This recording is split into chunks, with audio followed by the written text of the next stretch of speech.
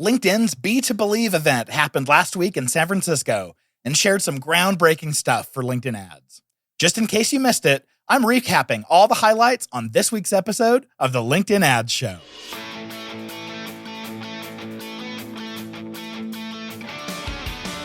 Welcome to the LinkedIn Ads Show. Here's your host, AJ Wilcox. Hey there, LinkedIn Ads fanatics. For my US listeners, I hope you had an amazing Thanksgiving holiday. I sure did. I ate way too much, and I brought my VR headset and watched all the kids play a game called Richie's Plank Experience. I don't know if any of you know this game, but it basically takes you to the top of a building, and you can stand out on a plank and basically feel what it feels like to step off a building.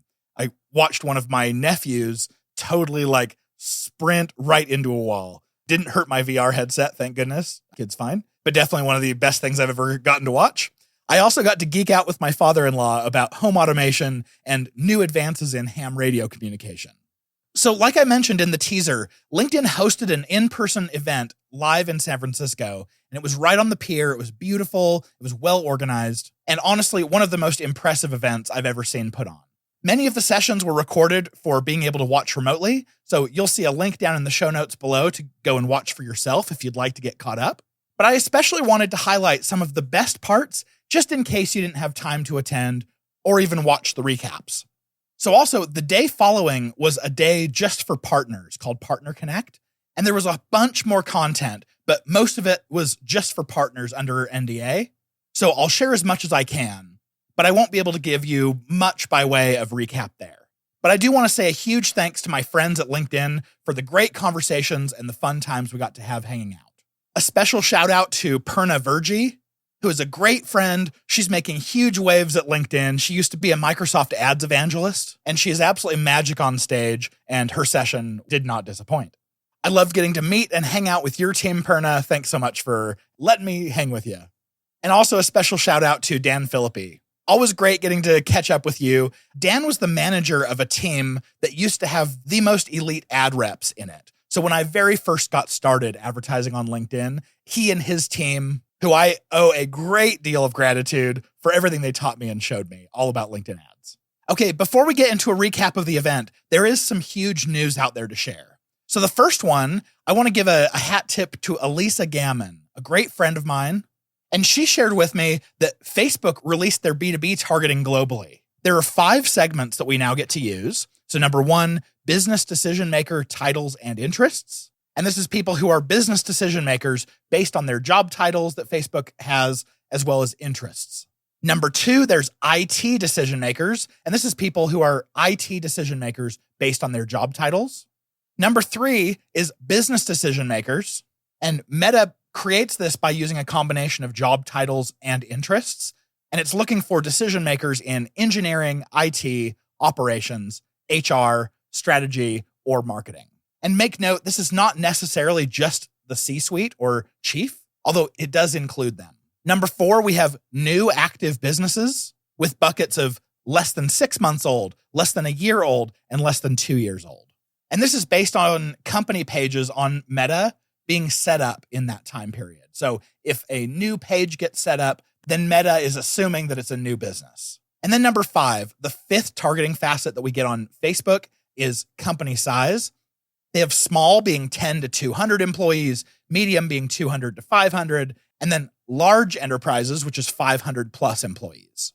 And I'm telling you about this because I'm imagining that most of you listening are in B2B, and most of you are probably also responsible for the Facebook ads channel. If you want to take advantage of this, you can find the B2B segments in Ads Manager under Detailed Targeting. You'll click on Demographics, then Work, then Industries. Although if you're looking for the new active businesses, that's under Behaviors and then Digital Activities. I'd love to hear about your experience if you're also using these segments to test, especially against these same types of segments that you're using in LinkedIn ads.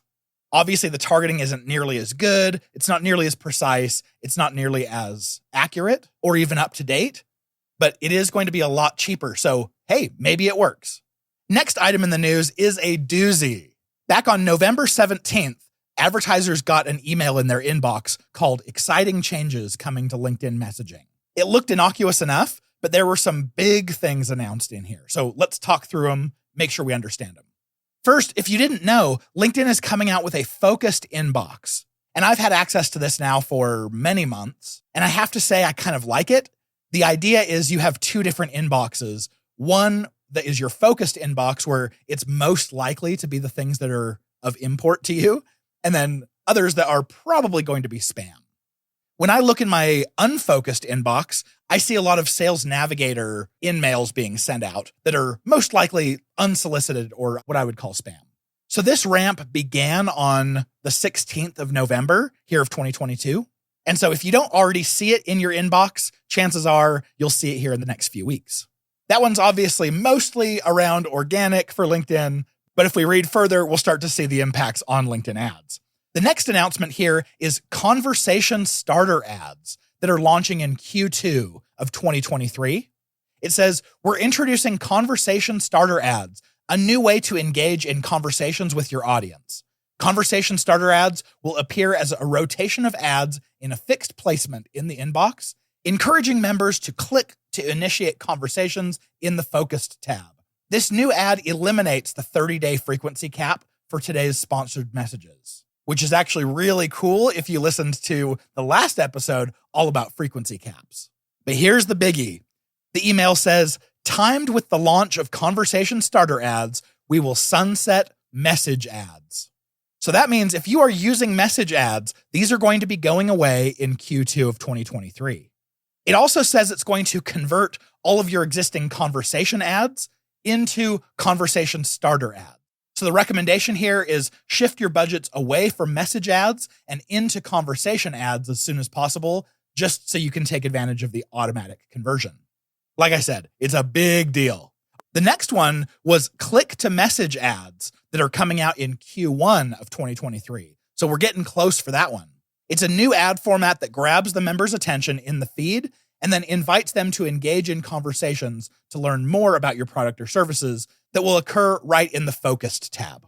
And for those of you who are in the EU, I'm sure your biggest question is, our conversation starter ads and click to message ads, will we get access to that? The answer is no. LinkedIn says they won't be available to target members in the EU. So like I said, big stuff happening. That's a big announcement that just kind of went under the radar, and I was excited to share it with you. Okay, now to the topic at hand. Let's hit it. Opening up the event, Greg Willis, who's the vice president of global sales at LinkedIn, he mentioned that in business to business, we're lefties in a right-handed world. And I love that because I've always felt like B2B has gotten the shaft. Google Ads has never cared about B2B. Facebook has obviously been very focused on B2C and hasn't given us very much love in B2B at all. So I sure love that thought. Then we had Mel Selcher go on stage, who's the chief marketing and communications officer at LinkedIn. And she talked about promise making being something that brands do, how we promise to fix a problem. She used some really cool examples, like the iPod, because it was not the first MP3 player. Shout out to my Diamond Rio fans. But Apple's promise of having 10,000 songs in your pocket really propelled it into a new space. She also used the example of James Watt, who is the inventor of the horsepower. And steam engines were so powerful, but miners didn't understand or trust them, so they just kept using horses to do their work. So he went on to express that the steam engine has 10 horses in a machine, and people got that promise of, oh wow, this is more power. She used the example that Coke doesn't market itself as a sweet, brown, and fizzy drink, and neither should you in B2B.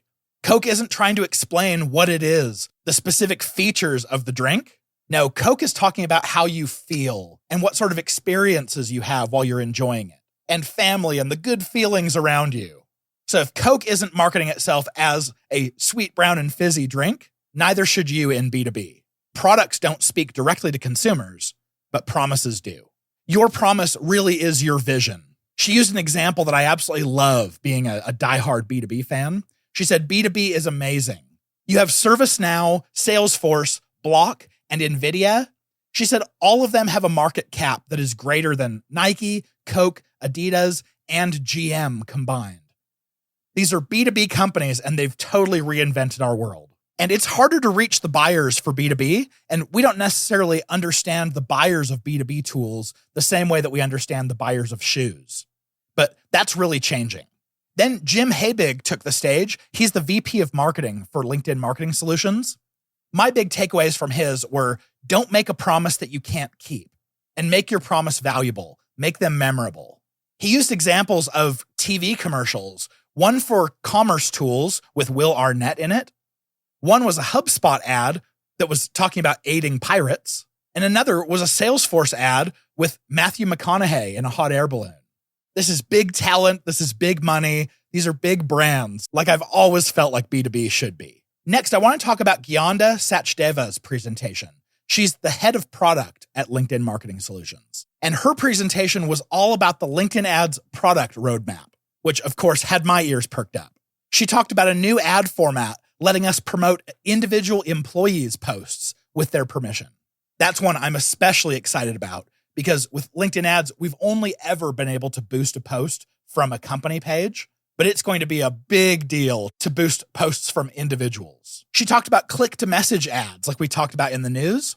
She talked about document ads, but those have already been released now for some time. She talked about conversation starter ads, which again, we talked about in the news. But she also talked about connected TV solutions and in-stream video ads through LinkedIn Ads, which I think is going to be really interesting for those of us who are buying media for TV. Gyanda also talked about what they're doing around identity. She said that in B2B, we have the user, we have the advocate, we have the financier, and the decision maker.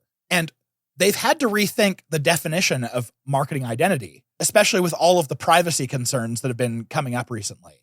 She advocated reaching the groups of buyers, not just individuals. She said, we don't need individual identity. We need group identity. And by the way, I totally disagree with this. I've seen this over and over with other ad platforms when they feel like politically they have to take power away from the marketers. This is never in our best interest. It's never a feature or a benefit. So please don't communicate it to us like it is one. Next, she talked about what they're doing on the product roadmap for measurement. She talked about how difficult it is that when we're marketing using many different platforms to have our data in so many different places. So LinkedIn's going to be coming out with what she calls clean rooms. These are trusted places to put your data and LinkedIn's to create a clean data set. And this is across multiple channels. You'll be able to run reports and get insights specifically for something like if a particular customer is going to get lost, how you can then reactivate them. We'll also have access to website actions, which is grouping people into behavioral patterns. And she said there's no extra code to set up. I'm imagining that means that all of this is going to be powered by our existing insight tag.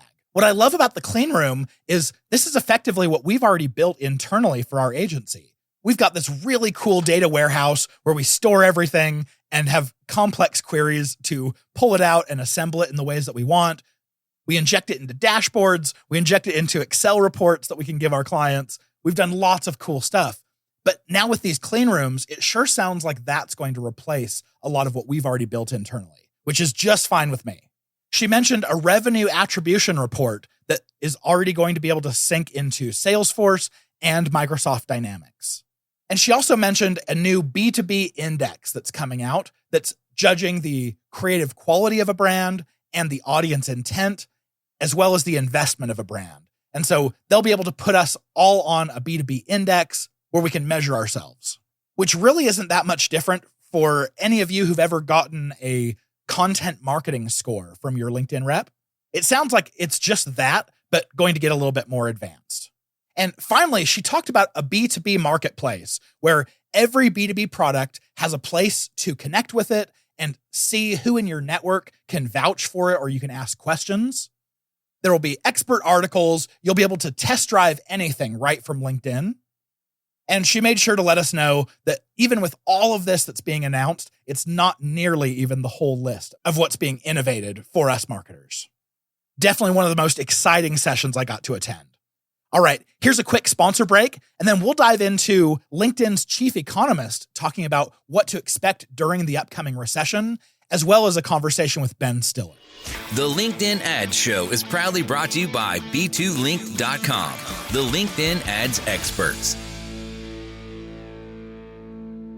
If you're a B2B company and care about getting more sales opportunities with your ideal prospects, then chances are LinkedIn ads are for you. But the platform isn't easy to use and can be painfully expensive on the front end. At At B2Linked, we've cracked the code to maximizing ROI while also minimizing costs. Our methodology includes building and executing LinkedIn ad strategies that are customized to your unique needs and tailored to the way that B2B consumers buy today. Over the last 11 years, we've worked with some of the largest LinkedIn advertisers in the world.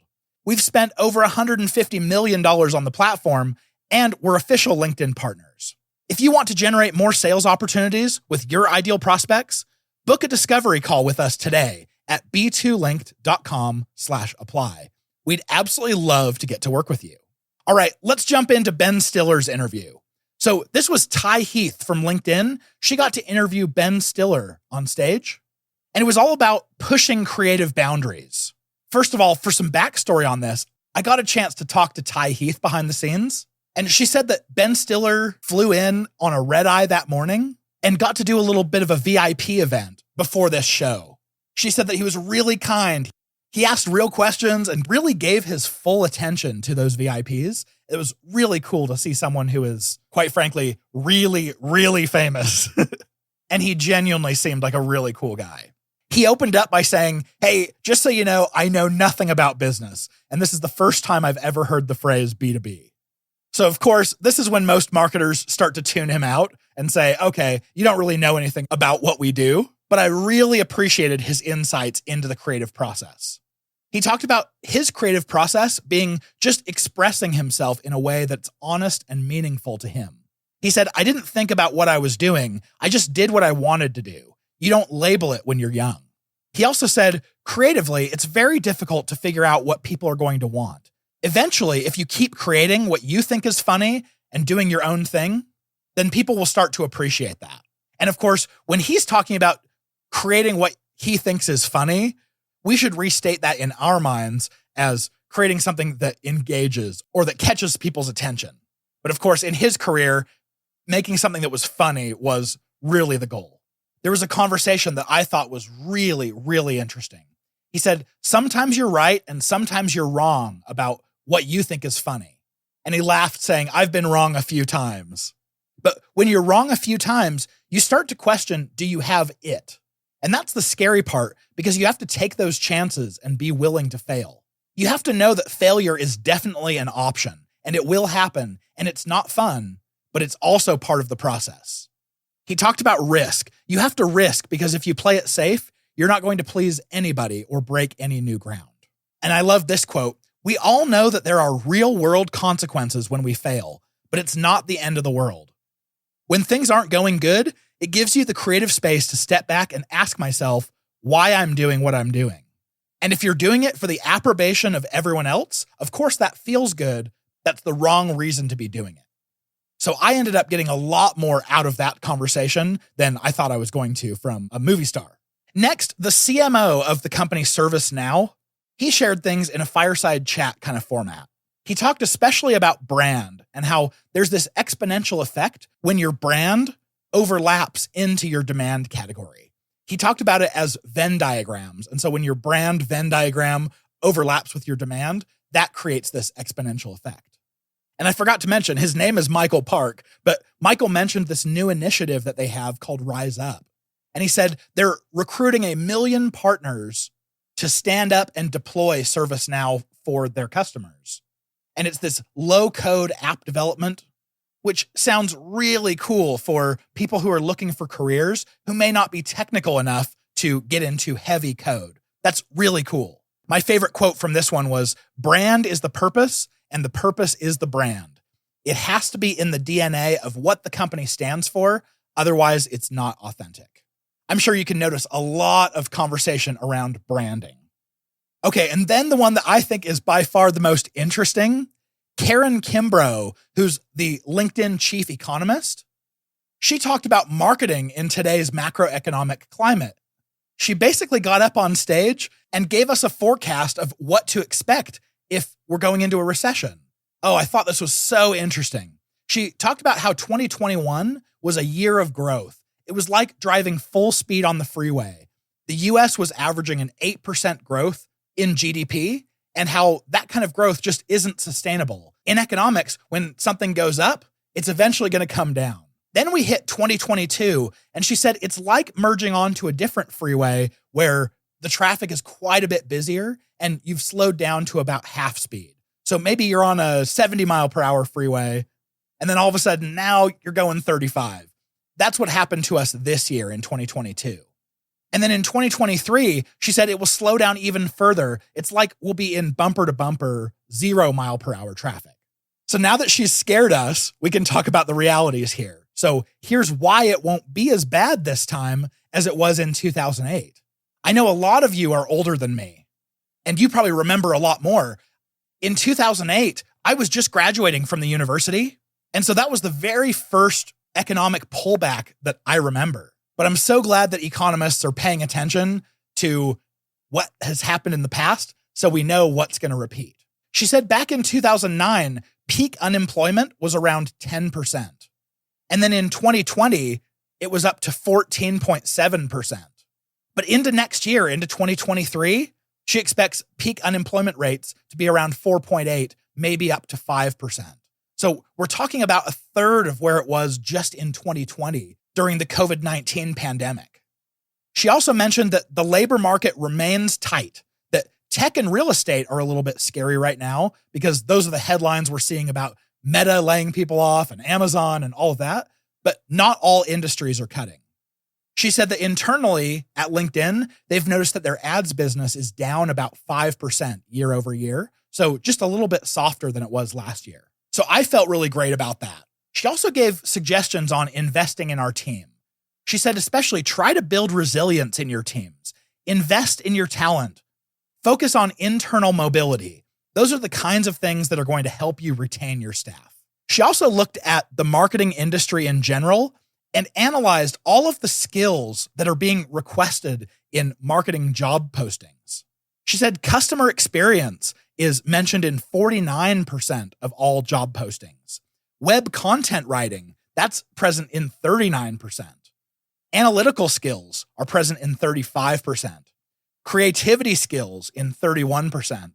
And content marketing was present in about 30%. So these are the skills, and they're mostly soft skills that are in demand for marketers. And this makes a lot of sense to me. She talked about in bad times, if you make investments, it can become an opportunity. We all know someone who's pulling back budgets right now in preparation for a recession.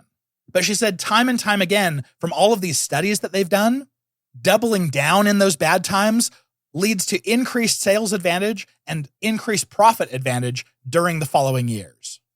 She mentioned that the 2008 recession lasted about 18 months. The one in 2020 for the pandemic, it only lasted 2 months.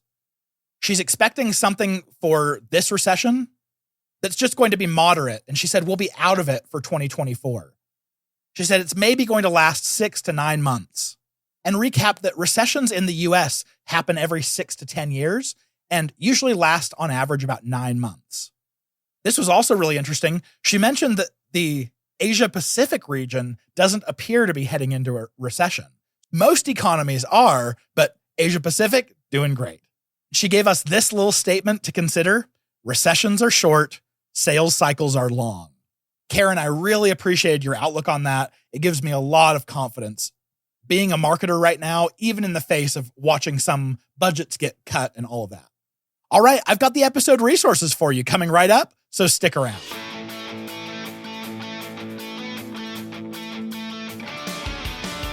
Thank you for listening to the LinkedIn Ad Show. Hungry for more? AJ Wilcox, take it away.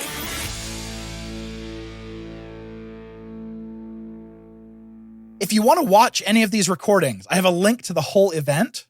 They're set up as webinars on the LinkedIn Marketing Solutions page. So check that out in the show notes below. Also, if you or anyone else is looking to learn more about LinkedIn ads, maybe you're just looking to get trained or just getting started, I did a course with LinkedIn Learning all about LinkedIn ads.